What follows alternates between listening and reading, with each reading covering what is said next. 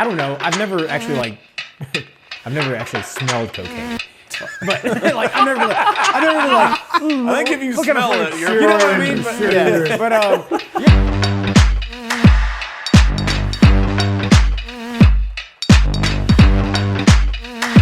Welcome back to Arsenic Culture, where beer don't count, but bad decisions do. I'm Matt. I'm Jason. I'm Drew. And we are broadcasting back at home. Literally, this is my house. We're in brick.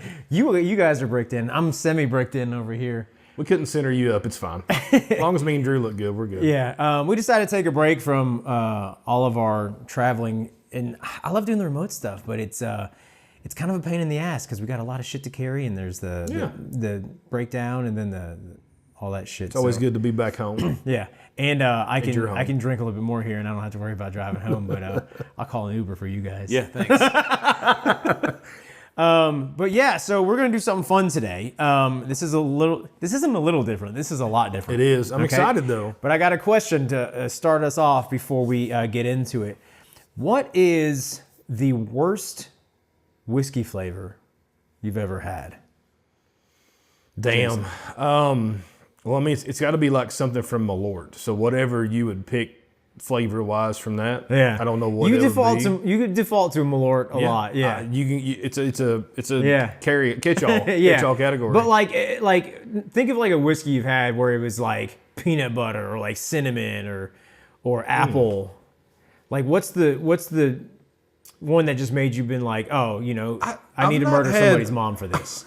I've not had a lot of like flavored whiskeys. Yeah. So if you're looking for something like that, I mean, I've had off flavors. Yeah. You know, some of the single malts that I've had, like whiskey from that. Yeah. You get a weird, there's a good green apple flavor, but there's also like soured green apple. Like that's not good. You say you've not had a lot of flavored whiskeys, but you always still told me you polished off a whole bottle of Blackberry Crown Royal. I don't know what you're talking about. Allegedly. Allegedly. Yeah. You can't prove that shit. Drew, what about you? Flavor, man. Yeah, I think aside from Fireball. Right. Yeah. Love Fireball. I think some of those Apple ones are just they turn me off. I've actually never had an apple one. I think Jim Beam did or Jack Daniels. Somebody did a green apple. I've seen those. I've never actually had Crown one. Royal did I think they did an apple one. They did a peach. They did the peach. They did an apple, I'm pretty sure. Peach, apple, blackberry. So early on, we actually did an episode on the peach before we were getting like real creative with like the history and the back product. Yeah, this was like early on. And I had gotten that bottle and it was pretty good, but like towards the end of the bottle, like it was so cloying. Like every sip made me want to vomit. I've heard that about the blackberry. That's why I drink it fast. Don't give it a chance. Yeah, it's like recommended serving size it's just like a funnel. It's just like pour it down there, and that way you can't taste anything. Hold your nose. Well, riddle me this: have you ever had a whiskey flavored with Beaver Musk? Not today. Not today? Yeah, I can't wait though. I think we should change I'm excited. that. Let's change that. Yeah. We have from Tamworth Distilling. This is Eau de Musc. I'm gonna get a close up on Jason's camera right there. This is literally a Jason's trying to get by there. This is literally a whiskey that they took the castoreum sacks from beavers, and I guess they milked them. Sure, you can milk a sack. Yeah, I got a sack fogger. Can you milk me? And then they infused it in this fucking whiskey. Yeah. Like I have never heard of anything like that. And this distillery, they're super creative. They're out of New Hampshire. The city's actually Tamworth, New Hampshire. Yeah, they do a lot of crazy shit. They do. Yeah.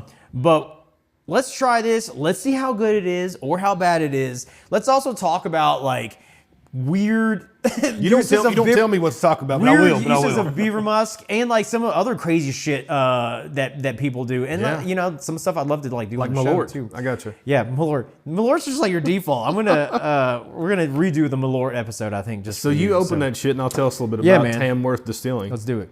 So Tamworth Distilling out of New Hampshire, like you said, founded in 2015 by a dude named Stephen Grass, spelled Grasse.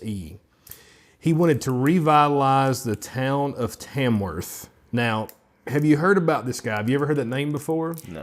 I have because You looked it up. Because I looked it up. Yeah. Very, very interesting guy. So he created Hendrick's Gin, Yeah. Sailor Jerry Rum, and Narragansett Beer. And when I say created, like, I don't know that he had anything to do with necessarily the product itself. It's more of the marketing. Okay. So he did all this marketing. Yeah. He had help, but he did. He had a hand in all. But he's of the them. guy. Yeah. Like, he's the guy. He actually has written several books about cocktails, infused spirits, and in brand mysticism. He actually has a book called Brand Mysticism. I didn't see that. What Which the I hell is actually that? ordered this book because Shut up! Did you really? I did because I listened to a podcast he was on. Yeah. I went down the wormhole with this guy. Like, Okay. he's cool. That's awesome. He's kind of like, here's what I would say he is. He's like an Anthony Bourdain Yeah. type guy that's in spirits. Okay. Like he does all this marketing stuff. That's but, great. And it's common sense, but like things you wouldn't think about. Like Beaver Musk. Like Beaver Musk. Yeah. Yeah. So, I mean, and what they're doing there, I mean, this distillery itself is known for like use of local ingredients and foraged botanicals and foraged beaver sacks. Right. So they call him the punk rock prince of small batch spirits. Okay. That's where the Anthony Bourdain kind of in my mind thinks of like that. All right. He, in 2023, he was also named one of the Drink Innovators of the Year by Food and Wine for his work at Tamworth. That's Tamworth awesome. So Distilling. is he the owner, the lead distiller, or both? So actually, from what I can tell, he is the main principal owner in this distillery. Okay. But he also has his hand in other things like marketing. So Right. he was talking about the team that he founded Hendrick's Gin with, like took the product and made it to market. Right. Like made all the marketing. He still has that entire team intact. Okay. So all his marketing prowess, like everything from that comes from him and that team. And he even said on that show I was listening to, like, they're for sale, they're for hire. You know, like if you've got a Right. brand, he even goes into talk about like Pappy Van Winkle and how that brand mysticism, meaning that it was created from, it's a bourbon. Like it's just a bourbon. Like what makes it special, Right. It's the story, it's the label, I love that. it's the simplicity of it. Like you put your grandpa on there. You used that's their grandfather, the Van Winkle guy. I mean, he had nothing to really do with that essentially. And then they used like a cognac bottle because it's probably the only bottle they could get. Like they were hurting at the time when they actually came up with the Van Winkle stuff. Right. When Julian Van Winkle came up with that, they were struggling. Like they barely had any money. He was trying to make ends meet for his family, and here the dude struck it gold. You know, I mean, that's probably one of the best marketing that Pretty anybody's awesome. done. Hendrix is already, isn't it kind of like a testament to terroir of like the region it comes from or something? They kind of market it as like I'm sure it's all marketing shtick too. It is. You know what I mean? Like It is, but yeah, I mean, what makes water different? You know, Yeah, like, yeah. But that sounds very much like his MO. Yeah. So it sounds like this guy should have gotten in on the clear Pepsi thing. 100%. They probably could have turned that around for them, maybe. Maybe. Yeah. Or probably still no. Or been in with 50 cent in the vitamin water Yeah. before he sold it off. You know? Yeah, yeah. So this is Eau de Musc. Yeah. This was first released in 2018. This is their distillate. It's not sourced. Right. So it's about 2 years old. You can go ahead and pour us a little bit Yeah, there. you ready? Yeah, it's about 2 years old, 88 proof. I don't think any of that information really comes into play with this one. No. I can't imagine it. Any of that's relevant. No, we don't need to know the mash bill, I don't think. Yeah. Yeah. Where did you source your beavers? Actually, I tried to Well, look into that. But I did look into that. So this is a beaver gland infused spirit. We talked about that. These castor sacks or castorium they get from them are what beavers use to mark their territory, essentially. That's what Right. it is. So it's not the anal glands. It's next to it.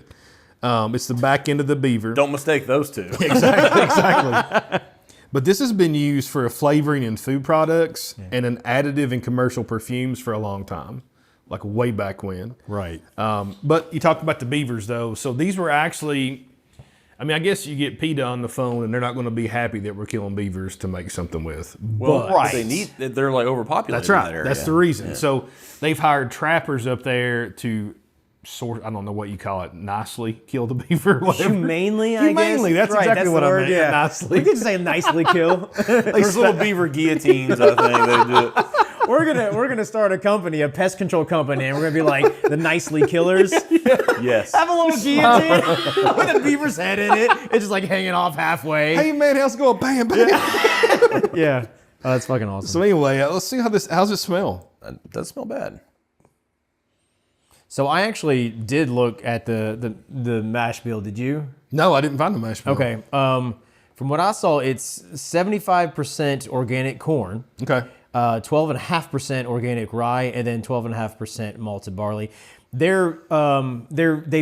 tout heavily the whole like organic concept, the whole like not farm to table, but No, that's what rules they resist would. the bottle. Yeah, That's but what they. I feel like that's that's big in the Northeast anyway. So I feel 100%. like that's, It is, that's right. yeah. That's right in there. But everything they New source, Hampshire's. they source it locally. So that's one big thing that they do. And then the thing with beaver musk and why it was used historically so often in perfumes and flavoring agents, like I guess like to put in food, is because apparently beaver musk has strong vanilla and raspberry notes. Correct. Well, the question I always have for this is, who's the first person that That's figured what this? I was gonna Yeah. say. Who was Yeah. the first guy to be like pulling a sack out of a beaver's ass and be like, I have this inkling that this is gonna taste good, good, right. and he just like sticks his tongue to it. When they're talking about the trappers getting these, they're saying these sacks will be just discarded. Like they're not keeping these for anything else. So Right, but I that's mean, why- so are the eyeballs, so are the True, tongues, so true. are the tails. You know, it's like it's not necessarily a commodity. It's like how, once yeah. was. It's like how they It make is now. it's like how they make souse with like hooves God, and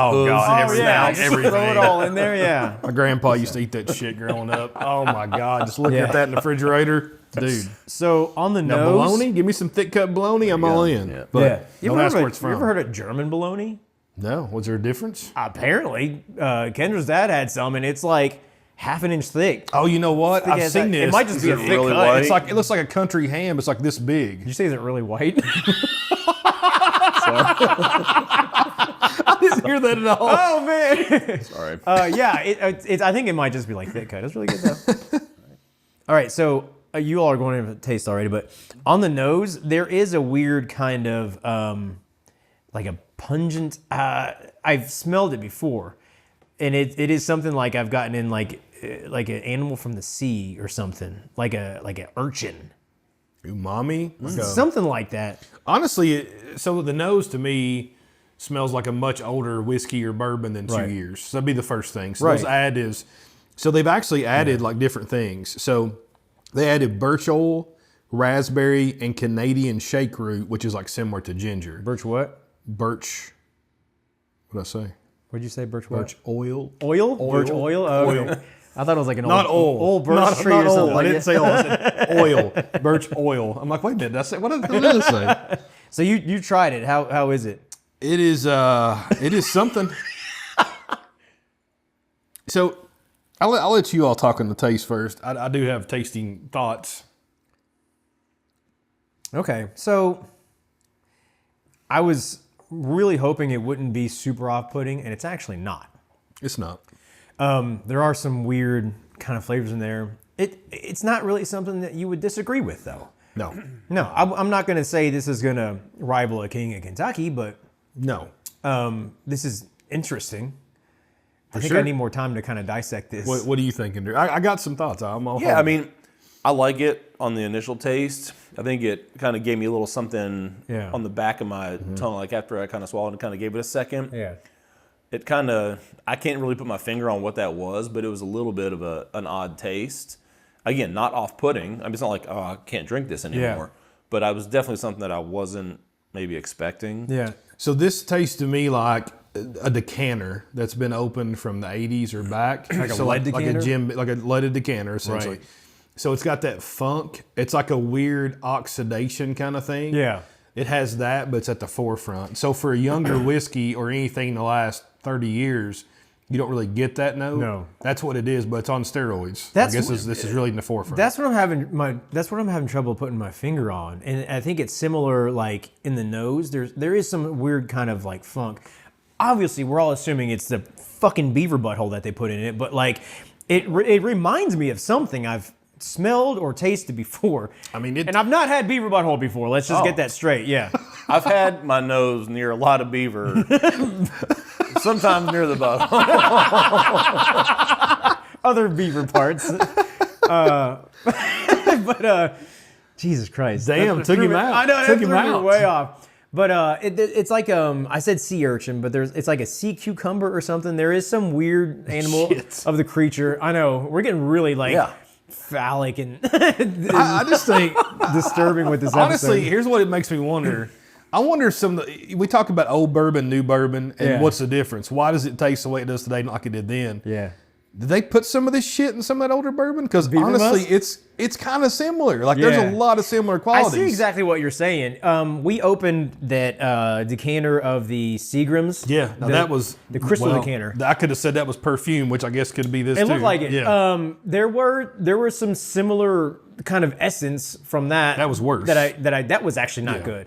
But like that kind of not the mouthfeel, but that weird umami that I'm getting. I feel like maybe it was from that, like you're saying, like the leaded decanter that we tried that one day. And it's not even just from the decanter. So I've experienced that flavor more from decanters, but even old balls of whiskey. Yeah. Like just an old ball of Wild Turkey or an old ball of Jim Beam, you'll still get some of this flavor from. Yeah. Like it really is. Now, the tasting notes online, vanilla. Do you get any vanilla in there? Maybe a little. Touch. Tiny bit. Do you get raspberry? I don't. I don't get the fruit don't aspect get any. there. I don't- I know Well, that's. And especially since they said they added some extra, because Yeah. it says it has that Yeah. flavor anyway. Yeah. But I didn't get anything. And then birch oil. Like a little birch oil in there. Yeah. Oil, sorry. Birch oil. And then leather. I mean, I get leather. I get that. I do get that. Yeah. So looking at I also saw uses- where it said wet hay, and maybe that's trying to explain that kind of like That- funk aspect. that could be- Yeah. that could be wet hay. Honestly, yeah. Now, are you going to talk about the uses in history, or is that my jam? 'Cause I got it. That's yours. Go ahead. I'll All do right. the So, rest. uses in history for this: the castorium oil from the Sacs. So they used it in perfumes. It is still used in a Chanel perfume. Is it today. really? Which number of Chanel? I will Yeah, butcher not this 5. name. It is CUIR, Cure, Okay. DE, Russie, RUSSIE. Okay. Cure That de sounds like Russie? it could be right. Yeah. Also in medicine, Hippocrates. Remember him? Remember that Oh, yeah. guy? Yeah. Hippocrates. Bill and Ted, baby. Yeah, wasn't he up at the Cincinnati Zoo? I think he was, yeah. I'm pretty sure Yeah. free or Yeah. long live Hippocrates. So he wrote about castorium's healing properties in 500 BC, Right. and in medieval times mentioned it for use with migraines and toothaches. Right. It's high in salicylic acid, which is a primary ingredient in aspirin. Now, food flavoring, it was used in that, used in vanilla and in fruity blends, beverages, baked goods, ice cream, and candy, especially chewing gum. That's weird how many like sweet Right. dishes But it it's was actually used also in. not overly sweet. So you think of chewing gum, like it's probably an extended flavor for the most part, right? Like Yeah. that lasts for a little longer. God, just the thought of like chewing on a beaver sack. Also, in the early 20th century, chefs used castorium to give sweets that vanilla raspberry flavor to Yeah. enhance it there. Yeah. Vanilla raspberry is like the big. So would that be easier to find than like actual vanilla? So I think it was just an accent. So they probably used both. Is the way I took it from this. The biggest takeaway from this, though, where people used it, was cigarettes. So Philip Morris, I didn't see that. and R.J. Reynolds. Well, that's because I'm a good better researcher than you. You are a good better researcher. He's the most bestest. I know my own now. And he's a nice killer too. So Smile. you're gonna die. Philip Morris and R.J. Reynolds added castorium to enhance the scent of the cigarettes. Think Camels and Winston. So you know how each cigarette has a different smell, right? Sure, yeah. I remember my roommates in college both smoked Marlboro Lights. Like if somebody fires up a Marlboro Light, I'm like, okay, I know what that is, right? Like You know which one I could always pick out is Parliaments. Anytime somebody lit a Parliament, I knew exactly what it was. I don't know. I've never actually smelled cocaine, but like I've never really I think if you what kind of smell flavor? it, you're You know what I mean? But, Sure. yeah, but I imagine that's what cocaine would smell like, you know? Oh, I'm just smelling this. Yeah. Don't bother with me. This smells good. Is this fresh from Kroger's? Oh my God. There was a former NASCAR driver that said unofficially off the record that he doesn't like to do cocaine. He just likes to smell it. That's what he said. That sounds That was about Scott right. Bloomquist. Rest in peace, Scott. Well, Tamworth Distilling has made a bunch of funky shit. Yeah. This it's kind of their claim to fame, the Eau de Musc. I say muskrat. This Beaver Musk whiskey, but they do something called Lait de Romalia, which is a bourbon made with the eastern lubber grasshopper. It's defensive secretion. I don't know what the name of the secretion is. To get a lot of grasshoppers to get that, I guess. Yeah, and I guess it's another thing where it's kind of like a pest, and it's probably abundant, but it secretes some sort of like noxious foamy substance, and they actually use that, and it the more like we talk about it, the more they're just kind of like finding nasty shit. I feel like, and they're just like, oh, let's see how we can. Like, maybe, but I also think it's been used throughout history, right? I mean, the FDA has actually approved beaver musk as a food additive. Like Beaver musk, it's approved. yeah. I mean, saying they Eastern might have lubber even grasshopper noxious substance. I don't really know. Well, and I guess another question I have is do they use beaver musk just because it's the most prevalent in that area, or do they use the castoreum sacs from all different kinds of rodents? No, I don't mean for this. I know, but I'm saying like in general for flavorings and all that other stuff. It makes you wonder if other rodents. I mean, I don't know what has it. Yeah, I didn't research how many castoreum sacs are used in Maybe you have a castoreum sac. I very well could. We don't want to. No, we're good. We're good. We've got a groundhog that comes into our backyard every once in a while. Ask him. Yeah, I know the Oh skunks no, guy. I'm gonna stick my nose right there and find out. I'm used to it anyway. Yeah. They have something called Tamworth Distilling has something called Crab Trapper whiskey, which is whiskey infused with the invasive green crabs. That might be kind of interesting. Apparently, it is an invasive species also. I wonder if you get some of that like brininess. Right. Well, they actually add a little bit more to it. So it's steeped with crab, corn, and then the Low Country bowl mix. Yeah, I mean it's like a fucking good Yeah, old sounds Southern pretty whiskey. good, Yeah, actually. That's pretty nice. And that was actually a collab with the University of New Hampshire. Was kind of cool. There's two more here, which I might try to get. There's the Deer Slayer Venison Whiskey, which is distilled with, it's infused with roasted venison. And then there's the Corpse Flower Durian Brandy. Oh, God. It doesn't incorporate the corpse flower, which is, Yeah. I think it's like an endangered species flower. Oh, yeah, it's really rare. I know that. But it is actually distilled with durian fruit, and they are saying that it's so pungent, it's like smelling a corpse flower. I mean, you've smelled smell that so before. Have you smelled durian? Okay.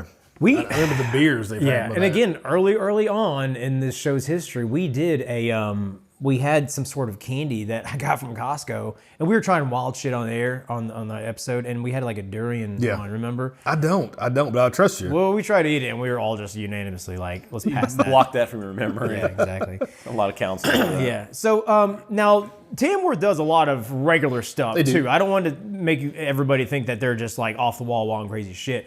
I feel like it's more marketing shtick, more for fun or whatever. 100%. But the release was touted as kind of like a rare release. And it is interesting. Some of the other stuff's interesting. I like to try it.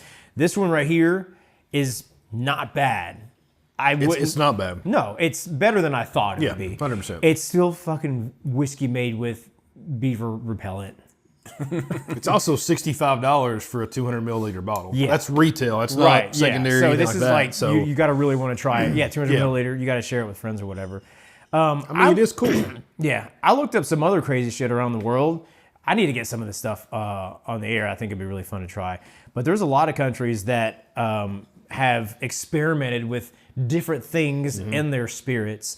First and foremost, in Vietnam, which I am intimately familiar with, they have snake wine. I remember this. We talked about this. It's considered like a sacred spirit.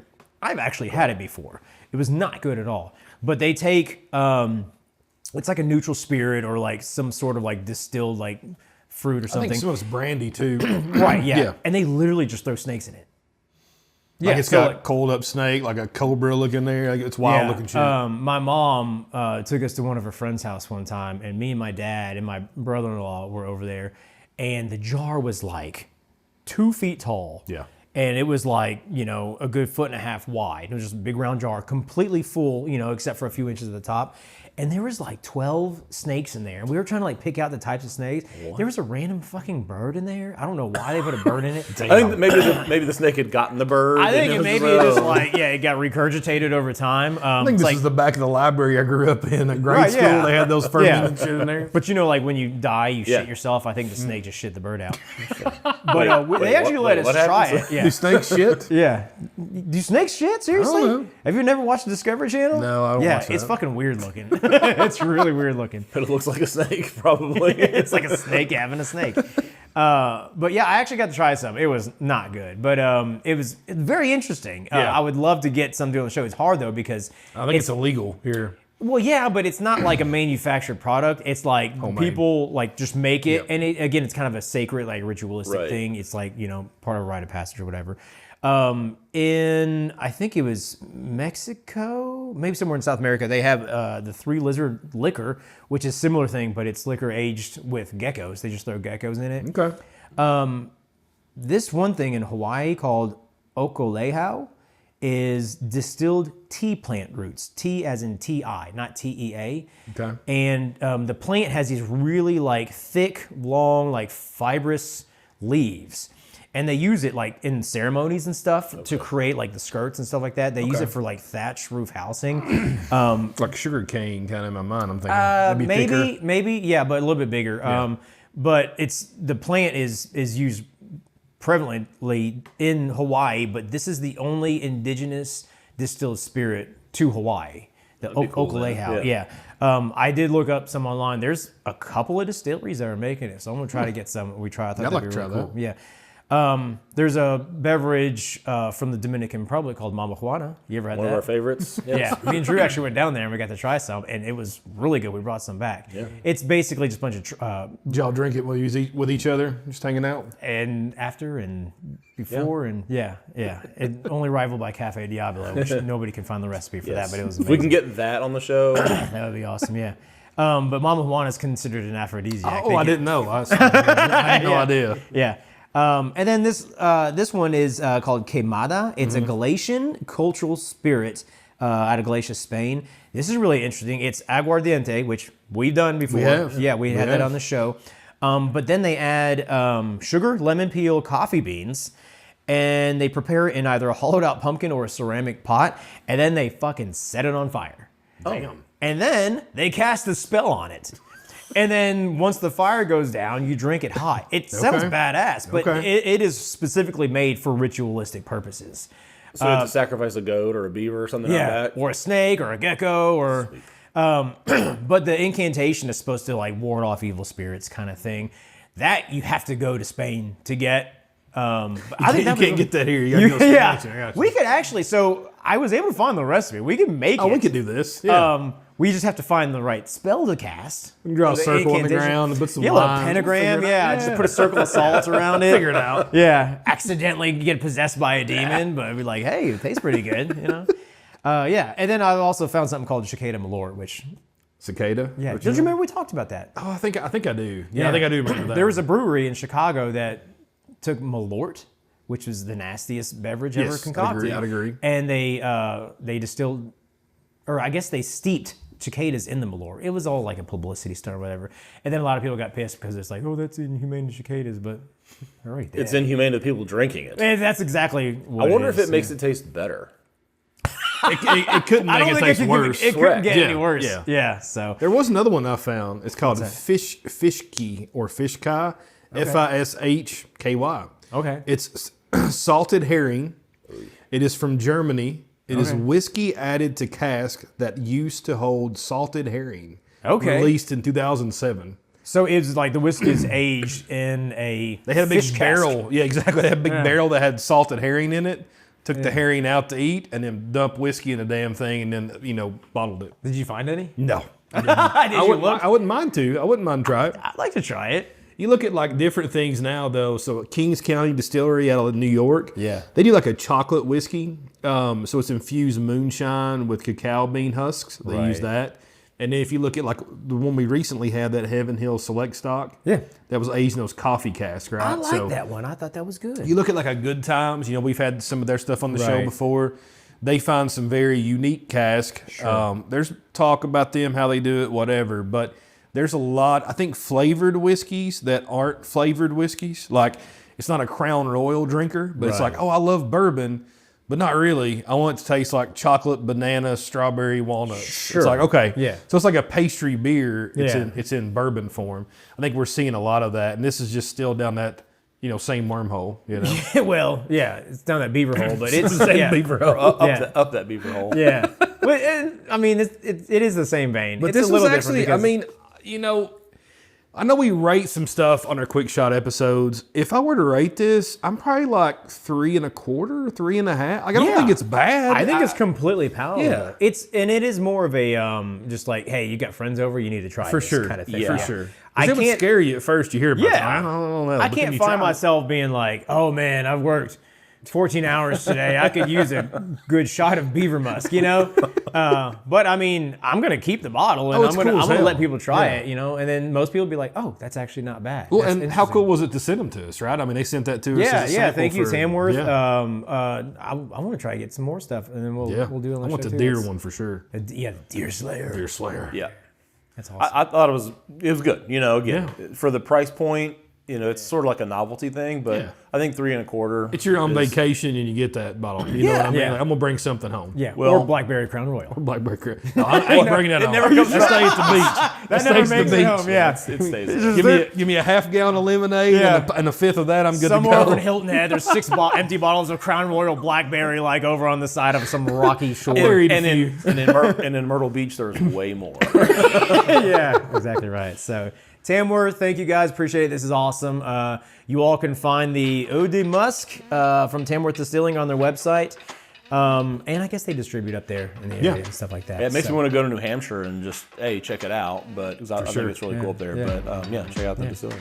Guys, if you like this, we appreciate it. Please share it. And if you didn't, then keep drinking until you do. You can follow us on all the socials. We are at Arsenic Culture, and we will see you on the next one.